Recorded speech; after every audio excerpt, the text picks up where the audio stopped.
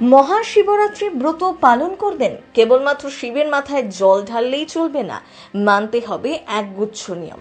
জানেন বিশেষ এই দিন কি করবেন আর কি করবেন না, কিভাবে খুশি করবেন ভোলে বাবাকে। মহাশিবরাত্রি হিন্দু ধর্মের অন্যতম প্রধান উপকরণ বা ফাল্গুন মাসে পালিত হয়। মহাশিবরাত্রিকে ভগবান শিবের উপাসনার জন্য অত্যন্ত গুরুত্বপূর্ণ পার্বণ হিসেবে বিবেচনা করা হয়।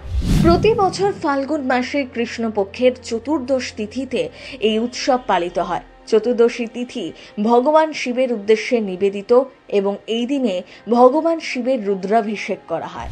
তাই যারা মহাশিবরাত্রির দিনে ভগবান শিবের পুজো করেন, ভগবান ভোলেনাথ তাদের বিশেষ আশীর্বাদ করেন, এমনটাই বিশ্বাস।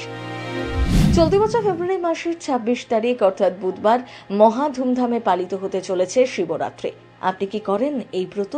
জানেন বিশেষ এই দিনে কোন কাজ করা উচিত আর কোন কাজ করা উচিত নয়? মহাশিবরাত্রিতে কি করবেন? মহাশিবরাত্রির ব্রত পালন করলে একদিন আগেই উপবাসের সংকল্প নিন। মহাশিবরাত্রির আগের দিন সকালে স্নান সেরে শিব পুজোর সময় উপবাসের সংকল্প নিন। হাতে সামান্য চাল ও জল নিয়ে সংকল্প গ্রহণ করতে হয়। মহাশিবরাত্রিতে ব্রাহ্ম মুহূর্তেই বিছানা ছাড়ুন। সূর্যোদয়ের আগেই সেদিন ঘুম থেকে উঠে পড়ুন। উপবাসের দিন ভোরবেলা স্নান সেরে পরিষ্কার পোশাক পরুন। অবশ্যই সাদা রঙের কাপড় পরা সবচেয়ে জরুরি। শিবরাত্রিতে সারাদিনে যতবার সম্ভব ওম নমঃ শিবায় জপ করুন। যেহেতু পুজো রাত্রিবেলা করা হয়, তাই সন্ধেবেলা পুজোয় বসার আগে আর একবার স্নান করে নিন। পরের দিন সকালে স্নান সেরে তবেই উপবাস ভঙ্গ করবেন। শিবরাত্রির উপবাস বেশ কঠিন, তাই যাদের কোনো অসুখ আছে বা শরীর খুব একটা ভালো নেই, তারা শিবরাত্রির ব্রত পালনের আগে ডাক্তারের সাথে কথা বলুন।